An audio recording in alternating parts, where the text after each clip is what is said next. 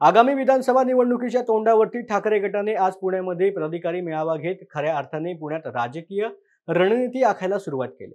आजच्या पदाधिकारी मेळाव्यात नेमकं काय झालं, कोणते मुद्दे मांडले गेले, कार्यकर्त्यांना कशा प्रकारे सूचना दिल्या गेल्या, या सगळ्याचा आढावा ठाकरे गटाचे पुणे शहर अध्यक्ष संजय मोरे यांनी माध्यमांशी बोलताना दिलाय। यावेळेला माध्यमांशी बोलत असताना संजय मोरे भावुक झाल्याचं देखील पाहायला मिळालं। दोन प्रश्न आहेत आणि सर्वात मोठी संजय राऊत साहेबांनी एक कमतरता सांगितली की दोन असे प्रश्न होते की आपलं चिन्ह अजून व्यवस्थित लोकांपर्यंत पोहोचलं नाही आहे।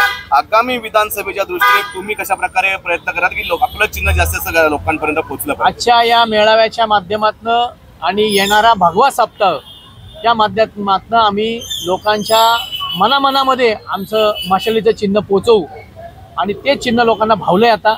पण मागच्या निवडणुकीमध्ये थोडे गैरसमज झाला की ती धनुष्यबाणाला मध्ये गेली, ते आमचं चिन्ह हिरावून घेतलं होतं, गद्दारांनी हिरावून घेतलं आणि केंद्रातल्या निवडणूक आयोगाने त्यांना ते बहाल केलं होतं। अनेक लोकांना उद्धव साहेबांच्या शिवसेनेचं चिन्ह धनुष्यबाणच आहे असं वाटत होतं, पण ते नाही। आता तुमच्याही माध्यमातून सांगू इच्छितो तमाम जनतेला की आता उद्धव साहेबांच्या शिवसेनेचं चिन्ह हे मशाल आहे आणि आता त्याच्याबरोबर आपण चला, हाच आम्हाला तुमचा आशीर्वाद असेल।